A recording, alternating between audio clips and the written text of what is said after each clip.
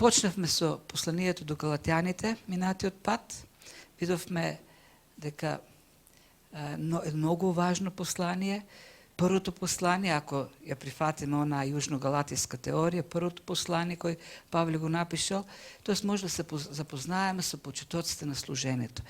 Да видиме онаа борба што тој ја води, како што во втората глава пише, тоа следен пат ќе го видиме, тој ни за милиметар, ни за минута, ни за час не отстапи во таа војна што ја води за чистотата на Евангелието на благодатта. Многу напади се упатени кон него од едно крило во христијанството кој ние го нарекуваме јудејско или јудеисти. И едно од тие обвинувања дека Павле всушност е човекоугодец. Тоест човекоугодник. Човекоугодништвото е проблем кај сите нас. Сите ние сакаме во некој ситуација, некои луѓе да им угодиме, да им се допаднеме едноставно. Младите го имат тој проблем, сакат да им се допаднат на другите млади, или сакат да остават впечаток, вежбаат мажите, момчињата, прават мускули да бидат забележани, кај другите млади или кај девојчињата. Девојчињата пак нели се дотаруваат, така посебно да изгледаат убаво. Тоа е некаков начин повторно на угодување на другите, за да се остави некој впечаток и така да бидат привлечени. Во овој период што помина сега, предизборна кампања, политичарите беа едни големите човекоугодници. Со своите ветувања, сакаа да се допаднат на луѓето и на тој начин да ги привлечат нивните гласови. Ветуваат секакви работи, можни и неможни, за да ги угодат желбите на луѓето. А пак околу тие политичари кои беа на говорниците во дечките, околу нив па имаше други луѓе кои со така се човекоугодници, тоест пак се обидуваат да го привлечат вниманието на тие главни луѓе, сметајќи на подобри позиции. Голем проблем е исто така што и во црквите има човекоугодништво, тоест една од првите причини поради која се изопачува Словото на Бог е човекоугодништвото, тоест мнозина проповедници, сакајќи да им се допаднат на луѓето, го принагодуваат Словото на Бог кон телесните мераци, кон телесните желби на луѓето. Видно тоа современото учење за супер благодат или оно конзумерско христијанство или просперитетната теологија е учење кое во еден денешен хуманистичка филозофска средина се обидува да го прилагоди Евангелието така што ќе понуди едно учење кое повторно ги задоволува неконзуматорски потреби на човекот. Тоест, има еден клиентелистички однос кон Бог, ние те славиме, те сакаме, бидејќи ти треба нас да ни угодуваш. Суштината на постоењето на Бог е да му угодува на човек. Во вечноста Бог се чудел што да прави и на крајот го создал човекот за да се има работа, тоест да му угодува. И така тој се пронашол смислата на своето постоење. Постојано мислејќи како да му угоди на човек, зашто тој е неговиот врвен приоритет, ние да се чувствуваме убаво и пријатно. Меѓутоа, интересно е дека и Павле, и апостол Павле е обвинет дека е човекоугодник. Видовме минатиот пат какви обвинувања упатуваат кон него тие јудаисти кои доаѓаат во црквите во Галатија. Црквите кои на првото мисионерско патување се основани од апостол Павле. Доаѓаат да го обвинат Павле дека тој не е вистински апостол, дека не е еден од оние кои имале можност да го гледат Христос, да слуша од него како останатите апостоли. Тој не е од онаа јудејска Јерусалимска средина. Тој е некој си еленистички јудеин од Мала Азија, од Киликија, кој дошол во Јерусалим, научил нешто од некои равини и сега проповеда учење кон неевреите кој е изопачување на Божјото учење. Самиот тој нема апостолски авторитет и како таков и неговото учење го нема тој апостолски авторитет. И видов минатиот пат како апостол Павле одговара на таквите обвинувања, докажувајќи дека неговото учење, тоест неговото апостолство, неговата служба како апостол не е од некои луѓе, од некакво тело, тоест тој не е ополномоштен, не е пратен од апостолите во Ерусалим, од највидните, како што ќе ги нарече овдека во овој текст. Тој не е испратен од некоја конкретна личност, например Петар како прв од апостолите. Тој е пратеник на Господ Исус Христос. Тој е апостол, тоест испратен на служба лично од Исус Христос. И како таков, тој ги исполнува сите критериуми да биде наречен Божи апостол. Не пратеник на црква, не пратеник на некакво тело, туку пратеник лично на Исус Христос. И во продолжение на ова прва глава и целата втора глава, Павле буквално ги разништува сите обвинувања кои се упатени кон него, прво кон неговото апостолство, кон тој авторитет апостолски, и второ кон учењето, тоест исправноста, чистотата на Евангелието што тој го проповеда, или Евангелието на благодатта. И ние ќе видиме овдека во овој текст, тој ја представува својата одбрана против едно друго обвинување, ако на почетокот на првата глава тоа обвине дека нема апостолски авторитет, во продолжение ние гледаме дека тој е обвинет како човекоугодник, како некој кој гледа како да им угоди на луѓето, а не на Бог. Некој кој своето христијанство или обраќање кон Христос го користи за да си собира следбеници, така што им нуди учење кое е угодно на тие луѓе. И во интерес на вистината, Павле, апостол Павле, има таа лоша судбина, несрекна, да биде најкритикуваниот апостол од сите во Библијата. И можеби најкритикуваната личност во целата историја на христијанството. Посебно во последниве 2 века. Посебно со појавата на либералната теологија. Германскиот либерален теолог од 19 век Бауер, Фердинанд Бауер, вели за Павле дека тој оној кој го нуди она христијанство кој нам ни е познато, за Христос како спасител, тоест Христос како Бог, тоест ученик кој воопшто го нема во Христовите проповеди, Павле создава едно негово учење, кој го расширува низ светот и така сега ние имаме една Павлова теологија, која не одговара на Христовата теологија. И не само тој, многу други теолози современи сметаат така. Третиот американски председател Томас Джеферсон, кој се објавувал за христијанин така јавно, во своите приватни писма вели Павле е виновникот, тој е најголемиот измамник во историјата на човештвото, зашто тој го изопачи целото учење на Христос и го понуди она христијанство кој ние денес го имаме. Тоа е еден проблем со кој се соочува Павле како авторитет во Библијата и затоа овие текстови и она што го видов минатиот пат и сега ова што следи во вториот дел на првата глава и оно што ќе го видиме во втората глава, значи сите овие 2 глави ја содржат Павловата заштита и на своето апостолство и на учењето. Овде нема многу да говориме за спасение по благодат, бидејќи тој не е темата на овие 2 глави. Спасението по благодат е тема на 3 и 4 глава.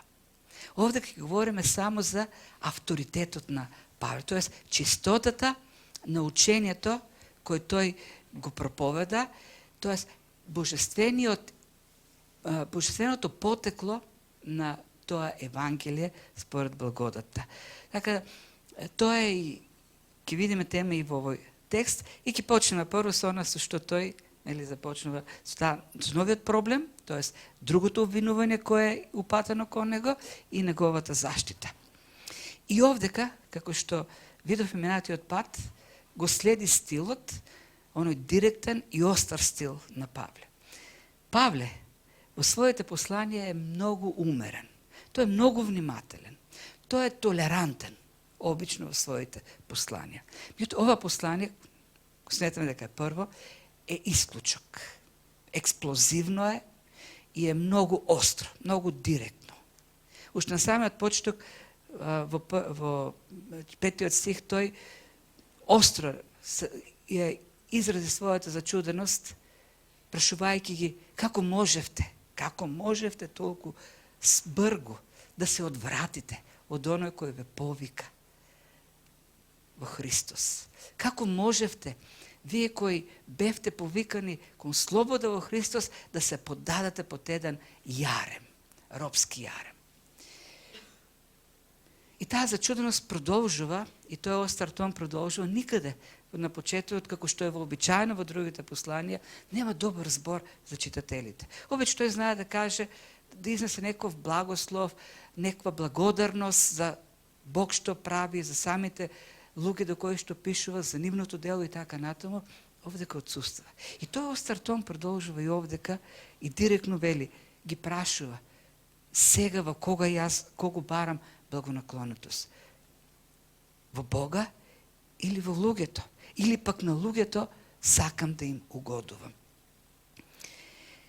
Очигледно е, во почетокот на првата глава гледаме, во првите 6 стиха, обвинување дека неговиот авторитет не е вистински апостолски, и тој таму дава аргументи, или го видов Христос, воскреснатиот, и тој лично ме испрати. Овдека гледаме едно друго обвинување, дека учењето кој тој го проповеда е изопачено, тоест тие јудаисти кои доаѓаат во галатиските цркви за да говорат за друго евангелие, а Павле вели друго евангелие нема, има само едно евангелие, тие противници сега изнесуваат обвинување ад хоминем директно кон личноста на Павле. Ако во првиот случај, во првите стихови обвинувањето беше за неговото апостолско служење како апостол, дали тој навистина апостол, сега тој е нападнат како личност. Нападнат е неговиот карактер, тоест го нарекуваат човекоугодник. Ти си човек кој манипулира, човек кој си измислува учење за да ги привлече, да им угоди на луѓето, да ги привлече како своји следбеници и така да се формира некакви групи. Тоест, она што сакат да го кажат, она што го гледаме овде, кога се одговорите на апостол Павле, ние навистина ги немаме обвинувањата. Но посланијата се таков жанр на литература кои ни ги дават одговорите на проблемите. Ние имаме едната страна од телефонската слушалка. Тоа е како разговор, двајца кои разговараат на телефон. Ние го слушаме едниот и од разговорот што го води едниот можеме да реконструираме што е од другата страна. Сите овие нешто што ги кажува Павле не се туку така кажани. Тие се одговори на обвинување. И тој споредува состојба која била порано пред да поверува во Христос и состојба во која се наоѓа сега откако поверувал. Тоа обвинувањето е кон Павле дека тој се сменил, станал човекоугодник. Тоест со обраќањето кон Христос тој станал полош. Порано бил подобар, сега е полош. Порано служил подобро, сега служи така што сака да ги освои луѓето, да го освои нивното одобрување, а не Божјото.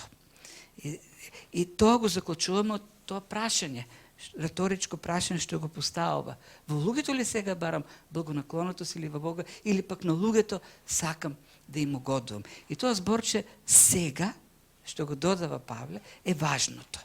Сега. Сега за разлика од порано. И тоа порано го гледаме во 11-12 стих. Сега велите дека сакам да им угодувам на луѓето.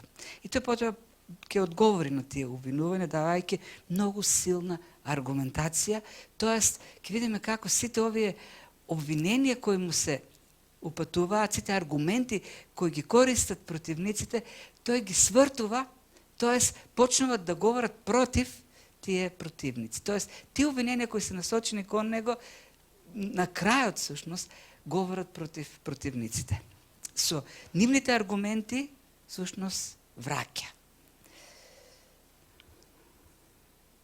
Така, тоа зборче, нели, овдека сега, и истакнува неговата сегашна состојба. Тоест, тие го обвинуваат за сегашното поведение.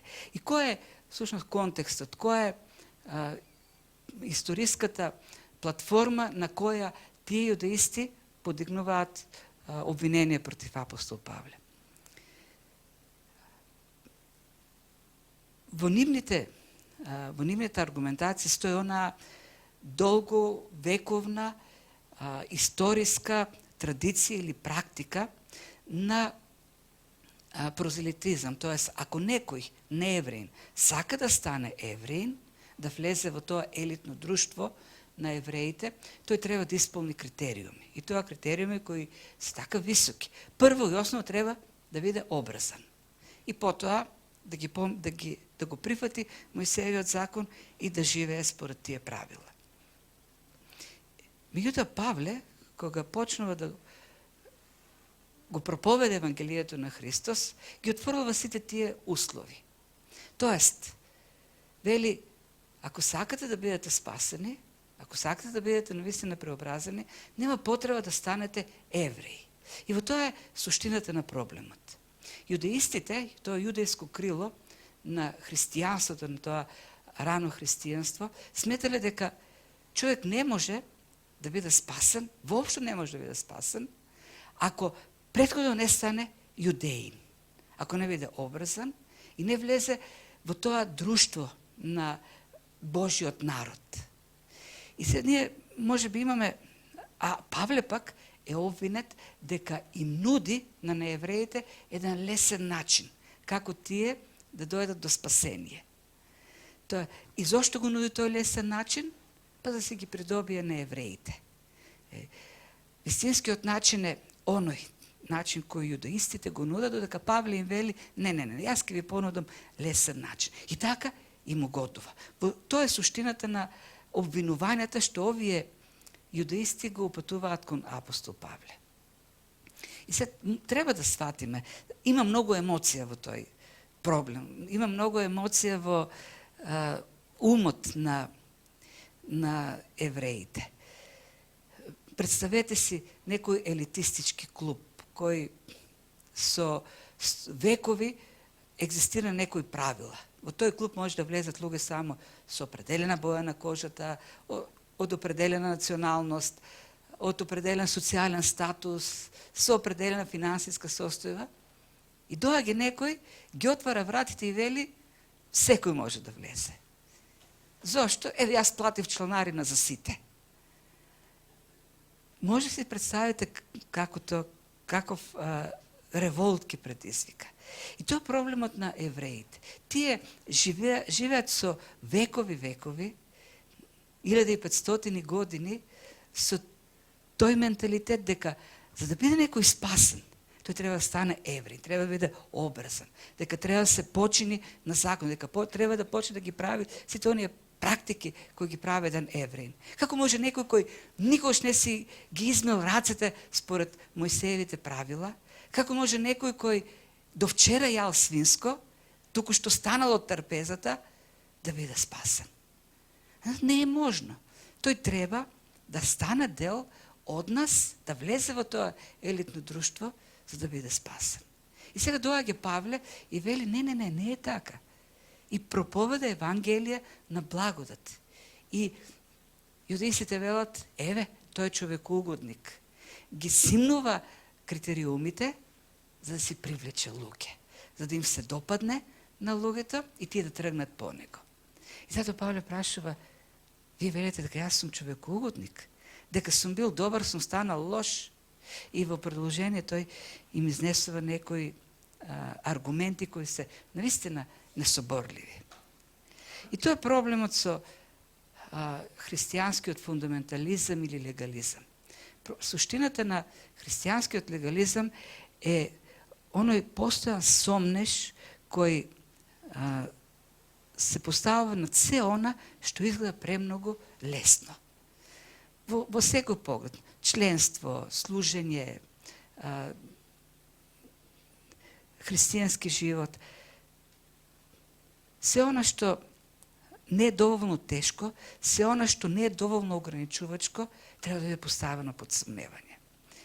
Сега, опасноста е што таквите легалистички структури, па и денес ги има во црквите, не внимават многу на учењето. За нив не е најважно чистотата на учењето. За нив е важно дали некои правила, специфични правила кои ќе се наметнат на луѓето, биват исполнети. И проблемот со овие јудаисти е истиот. Правилата, не толку учењето, правилата што луѓето мора да ги поминат за да влезат во кругот, за да можат да станат христијани, за да бидат спасени. Апостол Павле, ќе видиме, говори за благодат. Благодат кој самиот е искусил, благодат кој ја живее. Сега, може би, сигурно, овие противници ги користили оние моменти на апостол Павле, во кој тој, ќе видиме тоа во втората глава, кога ќе отиде во Ерусалим, покажува толерантност, покажува прилагодливост. Во еден случај ќе обреза некој свој служител, сослужител, во друг случај нема да обреза. Например, Тит отиде со него во срцето на јудаизмот во Ерусалим и не го обреза Тит. И за милиметар не отстапи од тоа. Тоа дека, например, кога Тимотеј тргна со него, бидејќи беше полуевреин, по баба, го обреза, за да пак не биде соблазна за евреите. И тој во Коринтијаните 9 глава, од 19 стих натаму вели, за секој стана все. За евреите, за оние што се под закон, и јас станав под закон. За оние што се без закон, и јас станав како без закон. За оние што се во робство, станав како роб, за оние што се слободни како слободни, така натаму. Зошто? Вели? За да не поставам никаква културна пречка, некаква формална пречка за спасението на тие луѓе, да бидат привлечени. И навистина Павле го правеше тоа. Меѓутоа, кога доаѓа, кога прашањето е учењето, евангелието, чистотата на евангелието, тоа е безкомпромисен. Нема никакви отстапки. Се бори со сите сили и тоа го прави до крајот на животот. Тој до крајот на животот нема да отстапи на сите тие притисоци и нема да смени ништо. Зошто? Зашто има аргументи. И тука,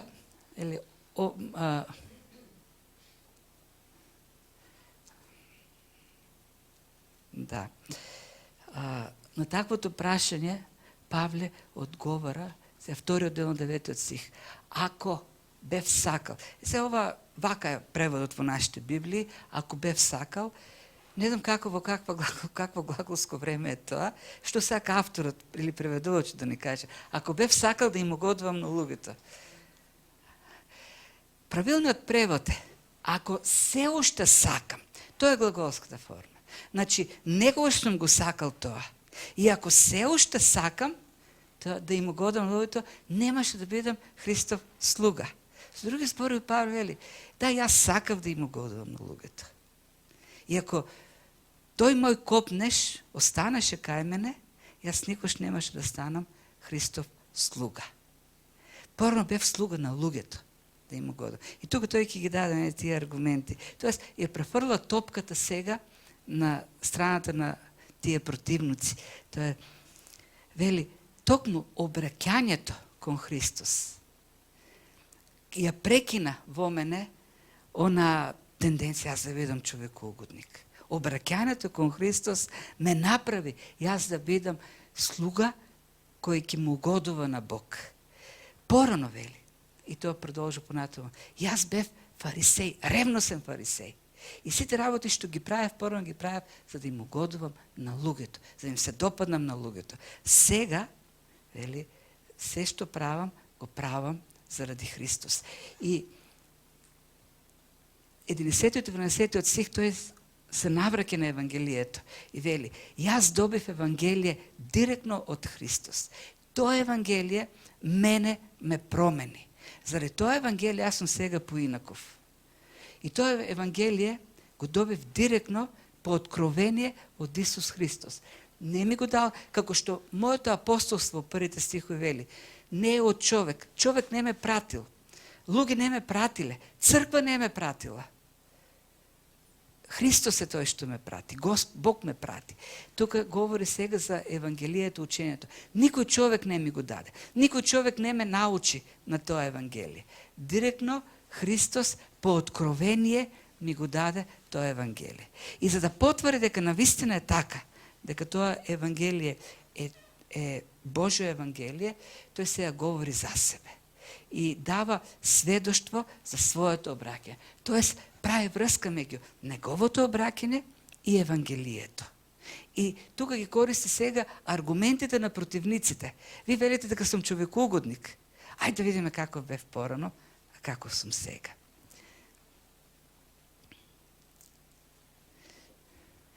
Во 13 и 14 стих им вели, вие знаете сите, нема јудеин во Јудеја, христијан или јудеин кој не чул за Савле.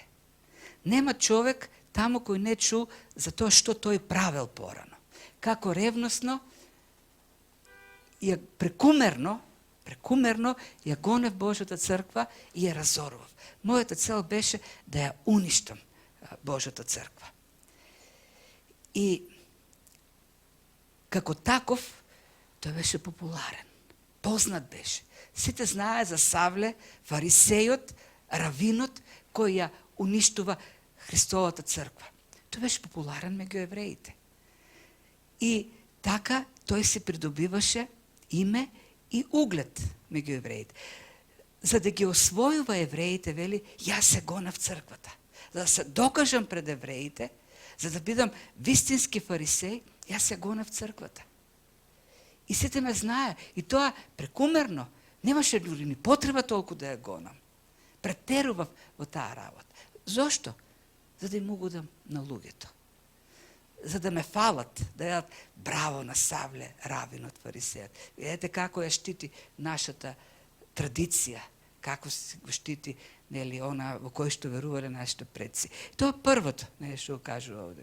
Тој не можел да напредува популарност и позиција меѓу евреите, ако не го правил тоа. И потоа продолжува и вели, и дека во јудејството напредував, јудејството кажува, како јудеин во јудеизмот, не во христијанството, во јудеизмот напредував многу повеќе од мнозина мои врсници, бидејќи бев голем ревнител за татковските преданија. Не говори за старозаветно учење, не говори за некакво богооткровено учење, тој говори за јудаизам, говори за татковски преданија. Сите ме сака, ме величаа, растав, напредував, најмногу од сите напредував од врсниците. Зошто? Зошто повеќе од сите други, јас го штитев она што беше останало како предание кај евреите од Стариот Завет. И тој прави една јасна разлика меѓу преданијата, она заради кое што, нели, она што го се обидуваат јудејските христијани да го туркат во христијанството како услов за спасение. Ова не е Божјо учење. Павле вели, порано бев роб на човечко учење. И тоа човечко учење ме тераше да им угодувам на луѓето, за да успевам. Мојата цел беше, тогаш бев човекоугодник. Мојата цел беше да се представам како добар пред луѓето, за тие да ме прифатат и да ме величат. И така стекнав популарност. И вели, а сега ако сакам, ако се уште сакам да им угодувам на луѓето, Павле вели, јас никогаш немаше да станам Христов слуга. Представе, Павле со тоа што го напушти јудеизмот и стана проповедник на Евангелието, си навлече многу проблеми. Тој загуби таа популарност. И тој до крајот на животот е гонат, преследуван од тие јудејски учители од јудејското христијанство.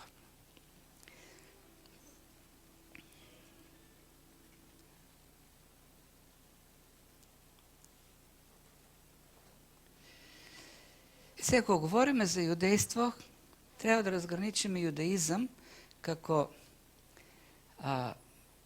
она старозаводно боговдахновено учење што го даде Бог, како учење кој требаше да го покаже совршениот Божи стандард и кој требаше буквално да ги донесе евреите до потребата од Христос, од она што се разви како систем.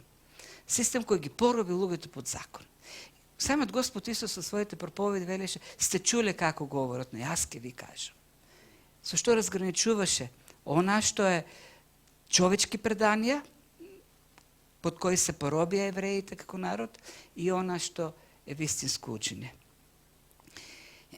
И за разлика од тогаш, вели Павле, јас тргнав по вистински пат. И сега тука говори за своето обраќање, како се случува. Јас има, и тука наведува аргументи.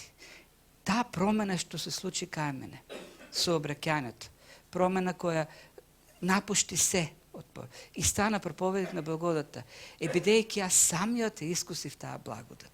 Прво вели, во тие откровенија што ги имам, разбрав дека Бог уште во утробата на мајка ме избрал и ме повикал да бидам апостол на неевреите. И тој тука не говори само за некоја средба, како што например она што имаш на патот кон Дамаск, кога одеше да ги фати христијаните во Дамаск, и тогаш Христос се појави во светлина, другите само слушаа некаква бучева, тој слушна глас. Христос му се откри. Тој нема само такво нешто во предвид. Тој говори за некои други, поинакви искуства. Вели дека во мене го откри во 16 стих. Бог го откри во мене, во моето срце, својот син. Не само некаква таква мистичка средба. Во мене го откри својот син. Во мене е Божиот син. Во мене е сето тоа сведоштво за вистинитоста на Исус Христос. И кога тој дојде во мене, понатаму доаѓа тоа благовестие. Тој ми го откри Евангелието. Тој ми го откри учењето за кое пишува нели порано во 10 стих. Тој лично сето тоа ми го даде. Тој го изврши онаа дејство на преобразба од смрт во живот. Мојата промена е резултат на едно внатрешно соочување со воскреснатиот Син Божи. И за да биде уште појасен, продолжува и вели: кога го откри во мене својот син, за да го благовествам за него, за да благовествам за него меѓу незнабожците, веднаш, тоест уште на самиот почеток, решив да не влијам од луѓе. Не прашав ни тело, ниту крв. Ниту пак отидов во Ерусалим. Што сака за тоа да каже? Не отидов кај првенците, они највидните во верата, кај Петар, Јаков, Јован, тие да ми кажат што е Христовото Евангелие. Тие да ме поучат. Не, вели Павле. Немаше, што сака да каже апостол Павле, немаше ни најмало човечко влијание во учењето, во градењето на учењето што јас го проповедам. Тоа учење ми е дадено директно од Христос и никој не влијал човечки на тоа учење.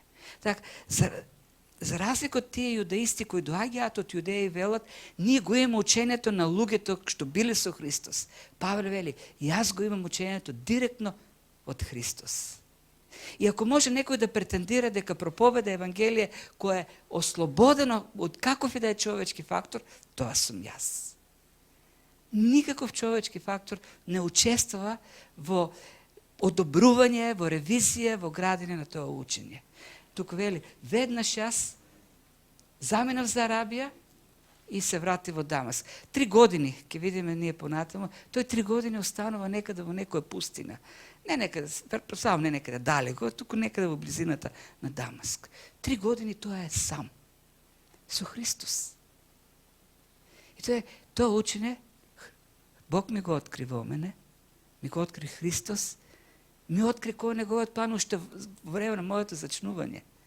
Дека ќе бидам апостол на евреите и ме испрати и ми го даде учењето. Сега овде кога збориме за човечки инструменти, имаше човечки инструменти. Имаше човечки инструменти кои Бог ги употреби. Например, Ананија беше тој кој го постави, така да кажем, на патот на спасението.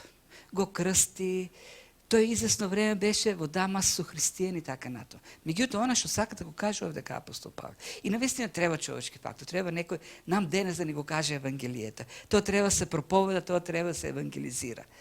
Тоа е факт. Овде кога говориме за Павле, за неговиот авторитет како апостол, за неговото учење како чисто божествено учење. Во тој смисол тој вели, јас сум уникатен. И никој не може да има друг како него. Тоа е еден и единствен. Може некој да се нарекува апостол денес, да претендира на учење чишто извор е лично Бог, Павле е единствениот. И затоа тој е апостол. Затоа тој вели, мојот апостолски авторитет не е помал со ништо од оној на Петар. И тој ќе го каже директно во втората глава. Тие биле нешто некогаш, но Бог не гледа на тело, не гледа на лице.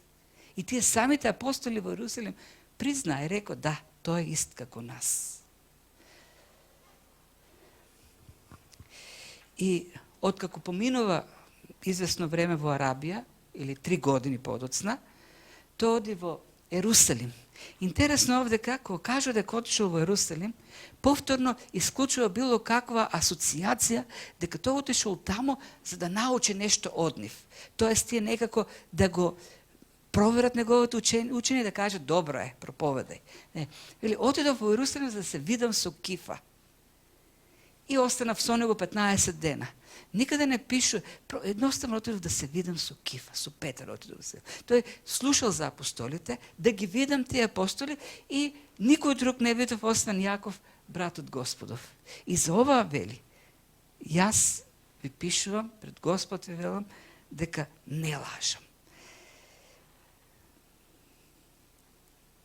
И тука повторно со ова, јас и дури кога отидов во Ерусалим, неговата идеја тоа, да им кажа, и кога отидов во Ерусалим, после 3 години, јас не отидов таму за да научам нешто, јас отидов да ги видам тие луѓе. Тоест, нема никаков човечки импакт во учењето што јас го проповедам. И говори овдека, потоа вели, пак се вратив во земјите сириски, киликиски, тоест пак се враќа на север, во Сирија и во Мала Азија, и таму останува или 14 или 11 години, не знаеме точно, бидејќи после ќе напише во втората глава, а по 14 години пак отидов во Ерусалим. Со Варнава и Тит. Не знаеме тие 14 години дали се од првата посета или пак од поверувањето. Повеќемина сметаат дека од моментот кога поверувал после 14 години. Како да е? Тој 14 години после нема никаков допир ни со апостолите, ни со Јудеја. Тој се наоѓа некаде во Мала Азија, во Сирија или пак во Киликија, во Мала Азија. А јудеите пак во Јудеја само слушаат за него, тие не го познаваат. Не знаат кој е Павле. Само слушаат дека оној што ја гонел црквата, сега проповеда. Оно што сакал да ја разори црквата, сега проповеда. И вели, за тоа го прославуваа Бог, заради мене го прославуваа Бог. И тоа и овдека е клучниот сега удар што го задава Павле. Тие што доаѓаат во Галатија, во галатиските цркви, да велат Павле не проповеда вистинско учење, се истите тие луѓе што го слават Бог заради Павле. Заради оно што Бог го направил со Павле. И Павле вели, јудеите во Јудеја го славеа Бог заради мене и сега велат дека јас сум станал од добар лош. Место кон подобро сум отишол кон полошо. И неговото прашање всушност овдека е, зошто го вклучува ова овдека Павле? Знае кој доаѓаат во Галатија, знае галатијците од кого се изманипулирани, вели, истите тие го славеа Бог. И моето обраќање на што се должеше? Како јас од гонител на црквата станав заштитник и проповедник на црквата? Јудејството ми помогна нешто? Татковите преданија ми помогнаа? Единствено благодатта на Христос. Единствено тоа учење кој сега јас го проповедам. И како можете сега вие да велите дека јас сум станал од добар лош? И како сметате дека благодата не е доволна за спасение? Дека мора и закон да се исполнува? Со што законот мене ме направи поправеден или подобар? Единствено средбата со Христос, неговото учење, што ми го даде, таа благодат во мене ме промени. Ниту човек ме промени, ниту човечко влијание, единствено средбата со Христос, единствено Евангелието. Единствената сила е силата на Евангелието. Она што јудаизмот не можеше да го направи Христос. Го направи Евангелието. Тоа е силата на Евангелието, вели апостол Павле, против која вие се борите. Вие сакате да го вратите назад, луѓето да ги вратите во тоа робство на тие татковски преданија, кои од човекот произведуваат само суета и желба да угодуваат на луѓето. Во Христос јас најдов, се ослободев и во Христос јас станав богоугодник. Човек кој се обидува да му служи на Бог. И тоа е аргументацијата на апостол Павле. Сите тие обвиненија кои се насочени кон него, всушност говорат против противниците.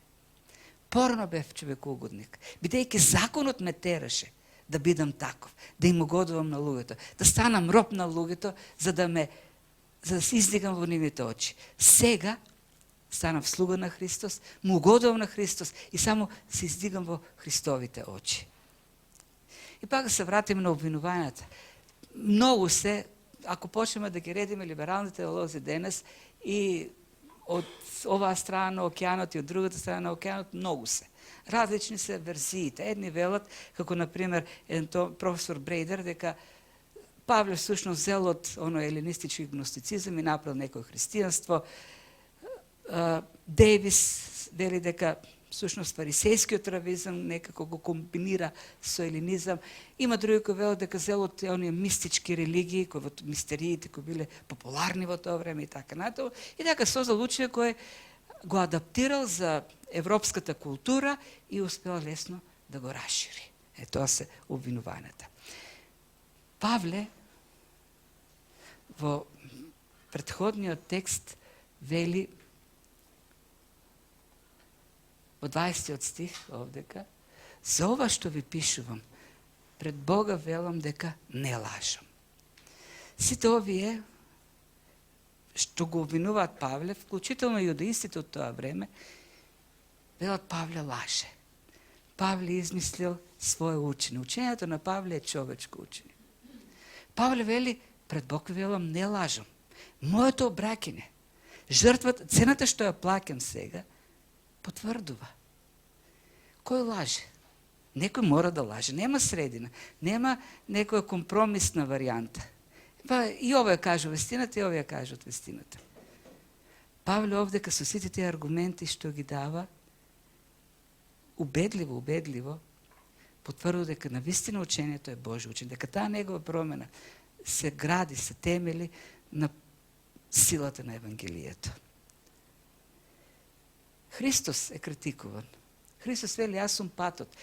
Павловото Евангелие се гради на Христовото учење. Христос вели: јас сум патот и вистината. Денес има мнозина кои велат: не е така. Или Христос лаже, или тие лажат. Историјата на црквата, историјата на христијанството, со сите сведоштва што се вклучени, ја потврдуваат и вистинитоста на Христос и вистинитоста на Павле. Евангелието има сила да променува. Павле овдека говори за сила која променува, која преобразува. Еве мене таков ревносен гонител на црквата ме направи служител на Христос. И ако Евангелието има навистина таква сила да променува, во случајот со Павле, таа има сила да променува и денес, и променува. Независно тоа каков е гревот. Павле има голем грев. Павле од ревност, од фундаментализам ги гони христијаните. Неговиот грев е облечен во духовна облика. Тој се смета за заштитник на Бог и како таков ги гони християните. И како таков го среќава Бог и го преобразува. Во други случаи на друг начин суптилно се окриен. Евангелието има силата на светлина да го постави гревот на човекот. Да го спаси и да го промени. Промената кај Павле е спектакуларна. Може би нема да е толку спектакуларна во нашите животи, но нема да е помалку чудотворна. Секоја промена, секој спасение е чудотворно спасение. Павле што требаше да направи? Да го напушти она за кој што живееше тој. Да го напушти она што сметаше дека му дава во животот смисла, престиж. Го напушти тоа, ги напушти тие човечки преданија и се сврте кон Бог. И тоа на што сака Евангелието да го направиме, да го напуштиме она на што се надеваме. Оние наши богови што ги имаме, оние наши учења што ги имаме и да се предадеме на Христос. Да се довериме Нему. Евангелието ја има силата да спаси и да преобразува. Благодарение на таа борбеност на апостол Павле, ни е зачувана чистотата на тоа Евангелие. И тоа се проповеди. Нашата одговорност до ден денешен, да не дозволуваме на никаков начин тоа Евангелие да биде изопачено. Изопачувањето на Евангелието, како што кажа на почетокот Павле во првата глава, значи одвраќање од Бог. Значи одвраќање од спасението. И затоа Павле е толку борбен. Зашто тој во себе ја разбрал таа преобразувачка сила на Евангелието и затоа ја проповеда и по цена на животот. Ако не сме се доверили се уште, ако некој уште не се доверил на Христос, нека се довери. Нека се го отвори срцето и таа сила на Евангелието, Христос ќе има средба со него. Ако веќе си се доверил, не дозволувај никој и ништо да те одврати од Евангелието. Зашто таа негова сила, како што вели Павле, силата на Евангелието не ослободува од злото на овој свет. Од тоа робство, тешко, страшно робство, кој светот го врши над луѓето. Слободни во светот. Тоа е силата на Евангелието. Господ да не благословува и навистина да ни ја дава таа сила.